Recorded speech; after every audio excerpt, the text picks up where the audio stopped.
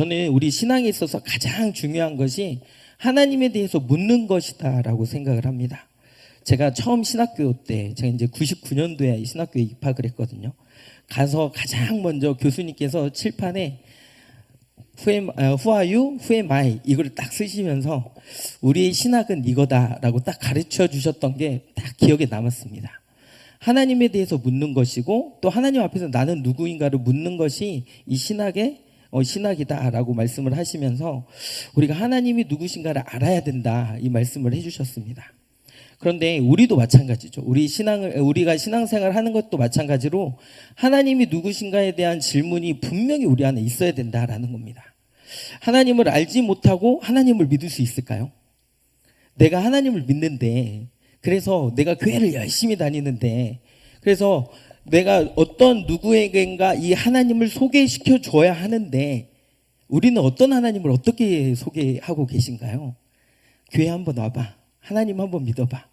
그 하나님이 누군데? 그냥 와서 믿어. 이렇게 혹시 전도하고 계십니까?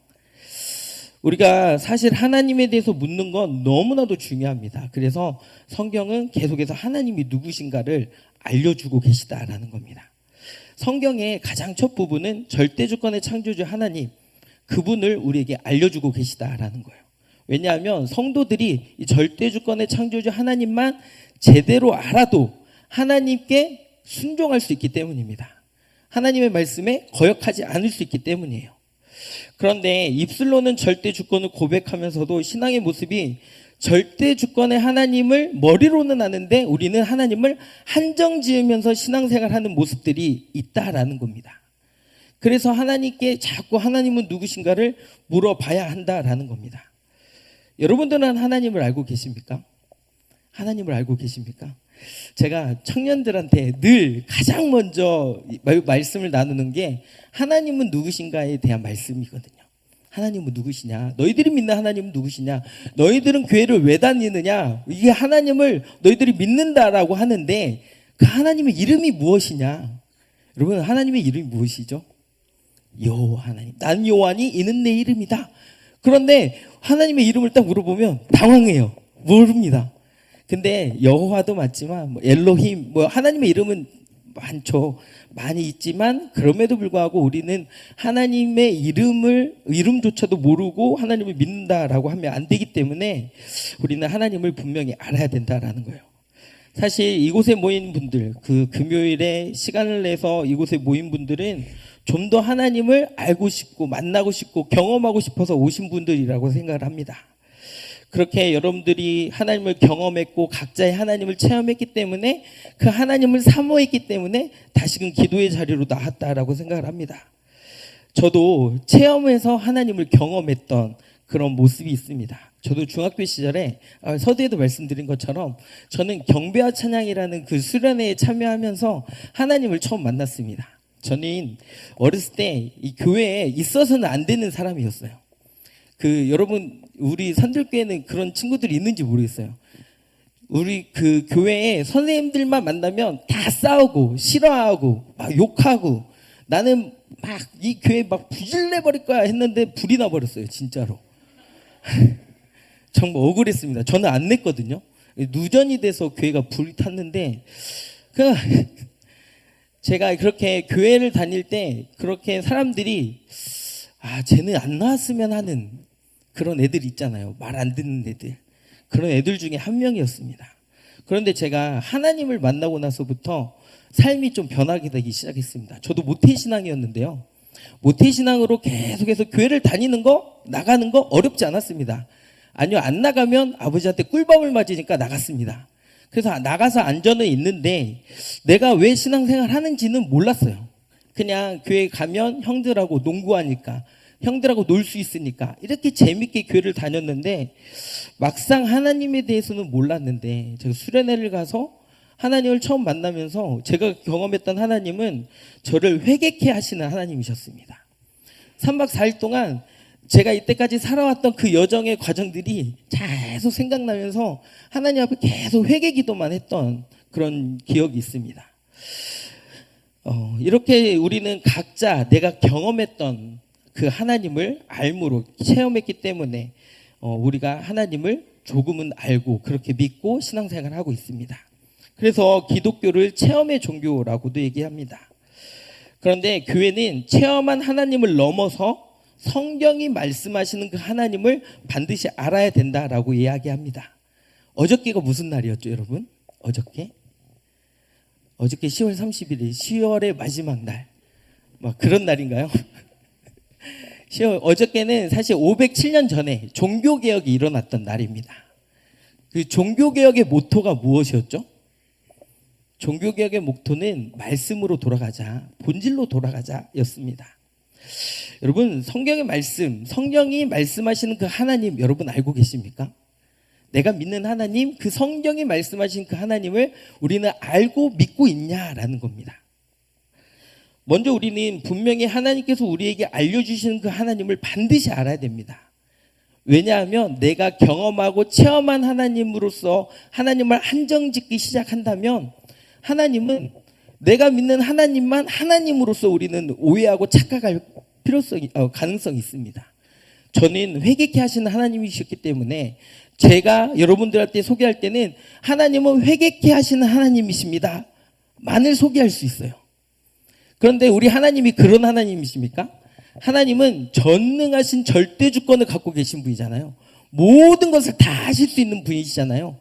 어떤 이들에게는 사랑의 하나님으로 나타나실 수도 있고 어떤 분들에게는 공의의 하나님으로 나타날 수도 있고 어떤 사람들에게는 위로의 하나님으로 나타날 수 있는데 우리가 경험한 하나님이 그렇게 그냥 단수롭게만 그렇게 한정짓기 시작한다면 우리는 하나님을 그 전능하심을 우리 스스로 한정짓고 있을 수 있다라는 겁니다.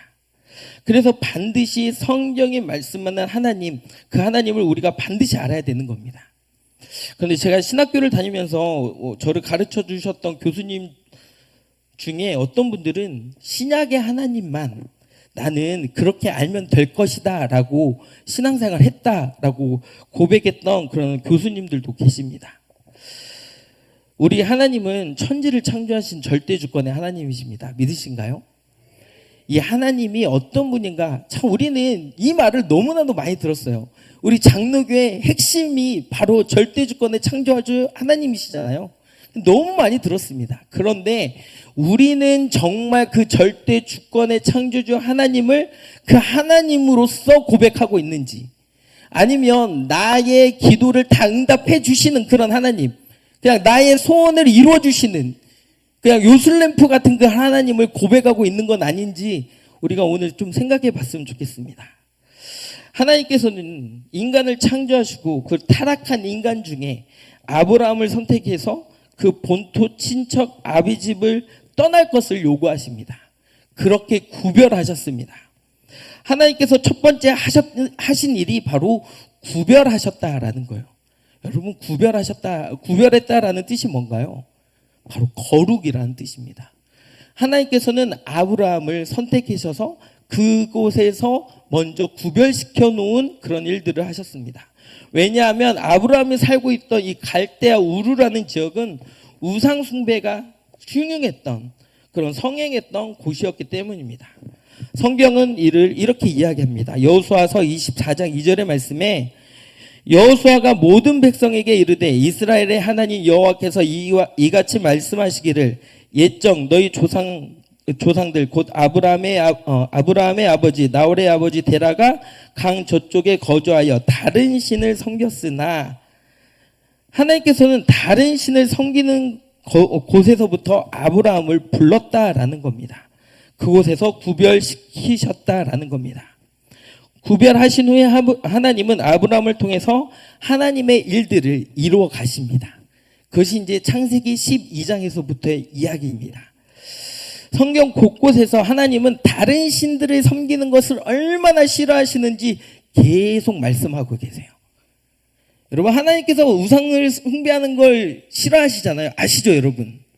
그것을 하나님께서 얼마나 싫어하셨는지, 그것을 하나님만을 섬길 것을 강력히 계속해서 요구하고 계십니다. 그렇다면 우리도 구별되어져야 합니다. 거룩이라는 말이 구별되었다라는 뜻인데, 다시 말해서 성도라는 말이 구별되어진 하나님의 백성이다라는 뜻입니다.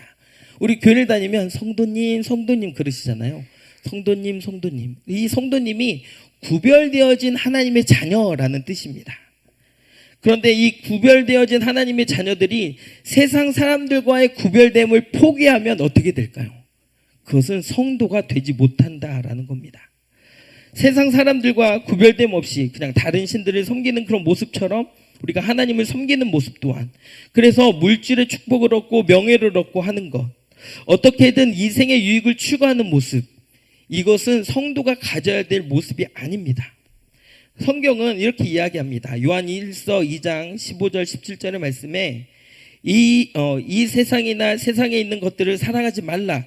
누구든지 세상을 사랑하면 아버지 사랑이 그 안에 있지 아니하니 이는 세상에 있는 모든 것이 육신의 정욕과 안목의 정욕과 이생의 자랑이니 다 아버지께로 온 것이 아니요 세상으로부터 온 것이라.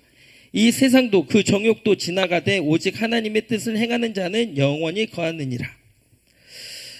구별되지 않은 사람들은 이생을 위해서만 살아갑니다. 그래서 남들과 비교 우위에 있으려고 하고 나만 잘 되면 된다라는 생각을 가지고 살아갑니다. 그러니 이런 모습으로 하나님을 섬길 때도 마찬가지입니다. 경쟁하듯 하나님을 섬깁니다. 내가 더 잘난 맛에 신앙생활 합니다. 전혀 구별됨 없는 모습으로 신앙생활 합니다. 하나님의 선택된 성민이라고 하는 이 이스라엘 백성들조차도 하나님을 섬긴다고 하면서도 다른 신들을 쫓아서 살아가는 모습들을 곳곳에서 보여줍니다. 이스라엘 백성들도 이와 같은 문제들이 계속해서 발생했다라는 거예요. 하나님께서 그렇게 하지 말라라고 그렇게 얘기했음에도 불구하고 이스라엘 백성이 회개하는 척 하다가 다시금 돌이키고 회개하는 듯 하다가 돌이키고 하는 모습들이 계속 나타났다라는 겁니다. 그러니 우리도 이런 연약함이 없을까요? 그래서 하나님께서는 이것을 율법으로 이거를 말씀하십니다. 출애굽기 20장 3절의 말씀에 너는 나 외에 다른 신을 내게 두지 말라. 하나님께서 무턱대고 이렇게 말씀하셨을까요? 너는 그냥 나만 사랑해 이렇게 말씀하셨을까요? 아닙니다. 하나님께서 주신 이 말씀에는 바로 전제의 말씀이 있는데요. 출애굽기 20장 2절의 말씀에 나는 너를 애굽 땅 종되었던 집에서 인도해낸 하나님 여호와라. 먼저 하나님께서 우리에게 은혜를 베풀어 주셨다라는 겁니다. 여러분, 하나님께서 여러분들에게 은혜를 먼저 베풀어 주셨습니다. 믿으신가요? 어떤 은혜를 베풀어 주셨습니까? 어떤 은혜를 베풀어 주셔서 여러분들은 하나님을 찬양하고 예배하고 하나님을 예배하는 자를 사모하고 계십니까? 우리는 하나님이 우리에게 어떤 분인가를 알아야 합니다. 하나님을 경험함으로 하나님이 시시한 분이 아니다라는 그런 고백이 우리 안에 있어야 됩니다. 그냥 여러 신들 중에 한 분, 이런 신을 섬기는 그렇게 하나님이라고 얘기하는 것이 아니라 우리가 믿는 그 하나님은 천지를 창조하신 절대 주권의 창조주 하나님이시다라는 것을 우리가 고백해야 된다라는 겁니다. 우리가 이렇게 하나님을 경험함으로 믿어야 하는 이유가 오늘 우리가 읽었던 이 본문의 말씀에 잘 나와 있습니다. 여호수아서 4장 21절 22절의 말씀입니다. 이스라엘 자손에게 말하여 이르되 후일에 너희 자손들이 그들의 아버지에게 묻기를 이 돌들은 무슨 뜻이니까 하거든 너희는 너희 자손들에게 알게 하여 이르기를 이스라엘이 마른 땅을 밟고 이 요단을 건넜습니다. 어떤 말씀인가요? 하나님의 은혜를 듬뿍 경험했던 일 아닌가요? 이 말씀은 우리에게 역사하셔서 경험했던 하나님을 우리 자녀들에게 알려주어서 하나님을 증거해야 된다라고 말씀하시는 겁니다. 이스라엘 백성이 경험했던 가장 큰 일이 홍해를 건넜던 일이었습니다. 이와 또 비슷한 일들을 가나안을 넘어갈 때도 경험했습니다. 그런데 출애굽 1세대였던 이 광야에서 이 1세대의 그 이스라엘 백성들은 광야에서 여호수아와 갈렙을 빼고 모두 다 죽었습니다. 가나안에 들어가는 출애굽 2세대는 홍해를 건넜던 경험이 없었던 세대들이었습니다. 하나님은 동일하게 이 출애굽 2세대들에게도 하나님의 은혜를 강하게 경험시켜 주십니다. 하나님은 계속해서 하나님이 어떤 분인가를 이스라엘 백성에서 계속해서 나타내 주시고 보여주시고 경험시켜 주셨다라는 겁니다. 우리에게 있어야 할 모습들은 계속 하나님을 경험해야 된다라는 겁니다. 내가 경험하지 못한 하나님을 증거한다라는 것은 사실 쉽지 않습니다. 하나님의 절대 주권 앞에 굴복하지 않는 사람들은 하나님의 주권을 입술로는 말할 수 있는데 내 생각과 판단으로 하나님의 주권을 그냥 또 내 판단 안에 하나님을 판단합니다. 그러니 신앙이 변질될 위험성이 있습니다. 우리는 하나님을 경험함으로 체험적인 신앙을 가져야 하고 또 성경이 말씀하시는 하나님을 반드시 우리는 알아야 합니다.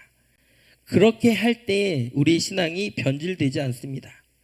그렇지 않으면 우상숭배적인 그런 신앙의 모습, 그런 모습을 그래서 나만 잘 되기를 바라는 그런 신앙의 위험성을 갖게 된다라는 겁니다.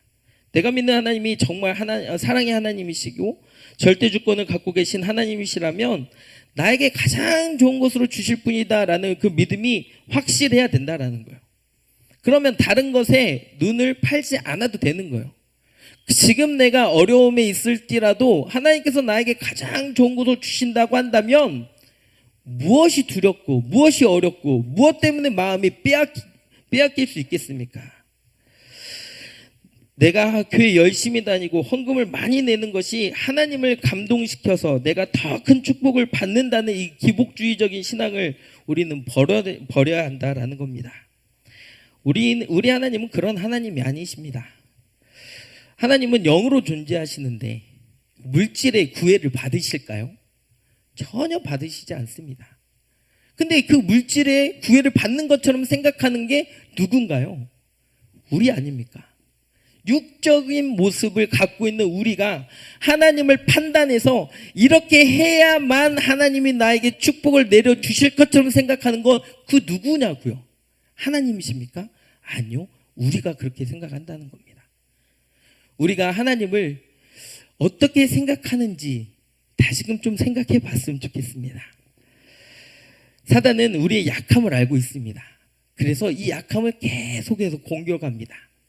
하나님께서는 아브라함의 약함을 알고 계셨죠. 그래서 그 약함을 달라라고 얘기하십니다. 그게 누군가요? 이삭이었습니다. 그랬을 때 하나님께서 아브라함이 이삭을 하나님께 바쳤을 때 비로소 그것이 믿음으로 보여졌다라는 겁니다. 여러분, 우리는 이 약함에 대한 공격을 계속해서 우리가 받게 된다라는 거예요. 그것이 물질적인 것, 이것이 우리의 약함 아닌가요? 우리는 축복의 기준을 좀 제대로 깨달아야 됩니다. 축복이 무엇입니까, 여러분? 축복이 물질의 축복, 자녀의 축복, 무슨 축복, 어떤 축복이 가장 여러분들이 받고 싶은 축복이십니까? 하나님 입장에서는요, 여러분들 자체가 축복입니다. 하나님이 창조하신 모든 만물이 하나님이 우리를 사랑하셨고 축복하셨기 때문에 창조하셨다라는 겁니다. 그런데 그 무엇이 더 중요합니까? 어떤 게 더 중요합니까? 무엇을 입을까 먹을까? 염려하지 말라라고 하시는데 우리는 계속 무엇을 입을까 먹을까 마실까 염려하는 것이 누구의 기준입니까? 그 우리의 기준 아닙니까? 하나님은 하지 말라라고 말씀하시지 않습니까? 가장 좋은 것도 주신다라고 하는데 우리는 오늘 먹을 거, 입을 거, 마실 거, 남들과 비교하면서 더 많은 것을 누릴 거, 이런 것들 우리가 생각하고 있지는 않냐라는 겁니다. 우리는 하나님의 자녀입니다. 이보다 더 큰 축복이 어디 있습니까? 이보다 더 큰 것이 무엇이 더 있겠냐라는 거예요. 축복의 기준을 무엇을 얻음이 아니라 바로 우리가 하나님의 자녀라는 것을 기억할 때 사단의 어떤 공격도 우리가 막아낼 수 있다라는 거예요. 마태복음 6장 33절의 말씀에 보면 너희는 먼저 그의 나라와 그의 의를 구하라. 그리하면 이 모든 것을 너에게 더하시리라 라고 말씀을 합니다. 그런데 마태복음 6장의 그 앞에 말씀을 보면 그 말씀이 바로 보물을 땅에 쌓아두지 말라라는 말씀이 그 앞에 나오고 있다라는 거예요. 물질의 축복을 얻기 위해 우리가 하나님을 섬기는 것이 아닙니다. 혹여 그렇게 하나님을 섬기고 계십니까? 우리는 피조물로서 창조주 하나님을 경배하며 또한 하나님은 우리를 자녀 삼아 주셨기 때문에 믿는다라는 거예요. 다른 게 아니라 우리는 하나님의 자녀이기 때문에 하나님을 찬양하고 예배하고 섬긴다라는 겁니다. 소유리문답 1번이 창조의 목적을 알려주는데 그 창조의 목적이 하나님을 영화롭게 하고 영원토록 그를 즐거워하는 겁니다. 너희는 먹든지 마시든지 무엇을 하든지 하나님의 영광을 위하여 하라. 이것이 하나님께서 우리를 창조하신 이유와 목적이다라는 거예요. 무엇입니까? 다른 것이 아니에요. 우리는 하나님의 영광을 위해서 존재하는 자들입니다. 우리가 하나님의 뜻과 전혀 다르게 하나님을 섬긴다면 그것은 하나님을 슬프게 하는 일일 겁니다. 우리의 잘됨, 하나님은 우리 모두가 잘 되기를 원하시잖아요. 하나님께서는 길이 참으시는 중에 모두가 구원에 이르기를 원하고 계시지 않습니까? 그것이 하나님께서 길이 참으시는 이유입니다. 우리를 사랑하시기에. 그런데 우리는 그 무엇으로, 다른 것으로 우리는 하나님의 기쁨을 채워드리기를 원하고 있는 건 아닌지, 그냥 내가 예배 잘 드리는 것으로 하나님의 기쁨을, 내가 헌금 잘 드리는 것으로 하나님의 기쁨을,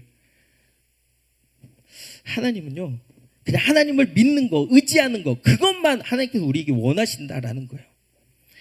히브리서 11장 6절의 말씀에 믿음이 없이는 하나님을 기쁘시게 하지 못하나니 하나님께 나아가는 자는 반드시 그가 계신 것과 또한 그가 자기를 찾는 자들에게 상 주시는 이심을 믿어야 할지니라. 분명히 말씀합니다. 믿음이 무엇입니까? 의지하는 거예요. 의지하는 거. 엄마, 아빠 의지하는 겁니다. 내 자녀가요 무엇을 해야 기쁩니까? 그냥 내 자녀이기 때문에 기쁘지 않습니까? 아까 저희 와이프가 저희 막내딸 사진을 딱 보내주는데 옥수수를 다 먹고 아쉬워서 이렇게 쳐다보는 사진을 보내주는데 그냥 이게 너무 이쁘잖아요. 너무 귀엽잖아요. 너무 사랑스럽잖아요. 하나님 입장에서는 우리 모습이 그냥 다 이쁘고 어떻게 하면 얘한테 더 좋은 걸 줄까를 고민하고 계시다라는 겁니다. 다른 게 아니에요. 그것을 이렇게 우리는 의지하기만 하면 되는 거예요. 하나님을 의지할 때 하나님께서는 이미 우리에게 필요한 것들로 채워주신다라는 겁니다. 우리가 올바른 믿음을 가져서 하나님께 기쁘시게 기쁘시게 해드릴 수 있으면 좋겠습니다. 구하지 않은 것까지도 우리가 받아 누리기를 원합니다.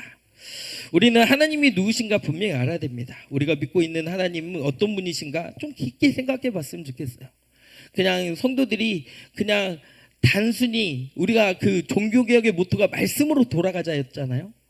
그러면 이 성경에 이야기한 하나님의 마음과 뜻, 그리고 하나님께서 하나님의 계시해 주시는 그 하나님의 말씀으로 우리가 들어가야 되지 않을까요? 그런데 우리는 말씀을 잘 보지 않습니다. 그럼 어떻게 될까요? 목사님들의 설교로서만 우리의 신앙이 성장할 수 있을까요? 절대 그렇게 될 수 없습니다. 그렇게 되면 어떻게 될까요? 우리가 종교개혁 이전으로 돌아가는 거하고 똑같아요. 종교개혁 이전의 모습이 사제들이 단에서 선포하는 거잖아요. 이것이 하나님의 뜻입니다. 그러면 그것이 아멘 하고 그냥 받아들이는 거잖아요. 여러분 그런 신앙 갖고 싶으십니까? 사실 우리는 우리의 눈으로 읽어내는 그 하나님의 말씀 안에서 하나님께서 주시는 그 은혜를 우리가 듬뿍 경험해야 된다라는 거예요. 그렇게 하나님께서 우리에게 요구하고 계시는데 우리는 하나님의 말씀을 잘 보지 않고, 나 봐도 모르겠어, 읽어도 모르겠어. 우리가 그 모르기 때문에 누구를 의지해야 돼요? 성령 하나님을 의지해야 되는 거예요. 성령의 조명하심이 있어야만이 이 말씀이 우리에게 들려질 수 있는 거고 그 말씀이 부어질 수 있는 거예요. 하나님의 말씀은 살았고 활력이 있어 좌우의 날서 어떤 것보다 이래하여 혼과 영과 말씀 골수를 찔러 쪼개기까지 한다라고 말씀을 합니다. 하나님의 말씀이요 살아있답니다. 그냥 있는 말씀이 아니고 살아있는 말씀이기 때문에 오늘 같은 본문을 읽은 것과 내일 똑같은 본문을 읽는 것이 나에게 다가오는 게 다르다라는 거예요. 왜? 하나님의 말씀은 살아있기 때문입니다. 믿으신가요? 하나님의 말씀은 살아있습니다. 여러분이 힘들고 어려울 때 기도도 중요하지만 말씀을 보십시오. 그 말씀에 하나님께서 우리에게 말씀하여 주시고 위로하여 주실 것이다 라는 거예요. 기도응답 받고 싶으신가요, 여러분? 기도응답 받고 싶으셔요? 그러면 말씀을 보세요. 왜요? 하나님은 그 기도의 응답을 하나님이 말씀, 이 성경의 말씀을 통해서 우리에게 응답하고 계시기 때문입니다. 그런데 우리가 모르니까 하나님께서 응답하시는 것도 우리가 민감하게 못 보는 거예요. 못 느끼는 거예요. 받아들일 수가 없는 거예요. 왜? 내가 하나님의 말씀을 모르니까. 이게 하나님의 뜻인가? 하나님의 말씀을 보세요. 그러면 그 말씀이 하나님께서 우리에게 알려주시고자 하는 그 말씀이 우리에게 들어올 것이다 라는 겁니다. 성경들 우리가 심지어 내가 고통받고 있다라고 하더라도 우리는 하나님을 신실하게 믿을 수 있어야 됩니다. 이런 경험과 체험을 통해서 우리의 믿음이 더 견고해질 수 있습니다. 하나님은 우리 아버지로 고백한다면 세상적인 육신의 정욕, 안목의 정욕, 이상의 자랑을 추구할 수 없습니다. 요한일서 2장 15절 16절의 말씀에 이 세상이나 세상에 있는 것들을 사랑하지 말라. 누구든지 세상을 사랑하면 아버지 사랑이 그 안에 있지 아니하니 이는 세상에 있는 모든 것이 육신의 정욕, 안목의 정욕, 이생의 자랑이니 다 아버지께로부터 온 것이 아니요 세상으로부터 온 것이라. 분명히 말씀합니다. 세상 것들을 사랑하지 마십시오. 하나님의 것을 사랑하시고 하나님의 말씀을 사랑하십시오. 오늘 말씀 24절의 말씀을 같이 읽겠습니다. 오늘 마지막 말씀 24절의 말씀을 같이 읽겠습니다. 같이 읽겠습니다. 시작. 이는 땅의 모든 백성에게 여호와의 손이 강하신 것을 알게 하며 너희가 너희의 하나님 여호와를 항상 경외하게 하려 하십니다 하라. 이 말씀이 오늘 말씀의 핵심입니다. 하나님께서 은혜를 베풀어 주시는 이유는 하나님을 하나님으로 알게 하기 위해서다라는 겁니다. 하나님이 누구며 또한 그 은혜를 베풀어 주시는 이유는 여호와 하나님을 항상 경외하게 하려 한다. 이것이 하나님의 말씀입니다. 항상 하나님을 경외하십시오. 두려워하십시오. 또 하나님을 사랑하십시오. 우리가 경외라는 단어가요, 어떤 뜻인가 다 아시죠? 두려워하는 뜻입니다. 두려워하다. 그런데 그 두려워하는 것이 무서워서 두려워하는 것이 아니라 내 아버지를 존경하는 마음에 그를 두려워하는 것, 그 마음이 여호와를 경외하는 마음입니다. 우리가 이 경외하는 마음으로 하나님을 온전히 믿고 또 하나님께서 우리와 늘 함께하여 주셔서 가장 좋은 것으로 주시고 이 경험된 하나님의 은혜를 자녀들에게도 동일하게 주신다라는 것을 우리가 고백하며 또 우리 성도님들 여호와 하나님을 온전히 경험하고 고백해서 그 주권을 온전히 내어 맡겨 드릴 수 있는 우리 모두가 되기를 원합니다. 여호와 하나님으로 만족하는 우리 모든 주의 자녀들이 되기를 간절히 원합니다.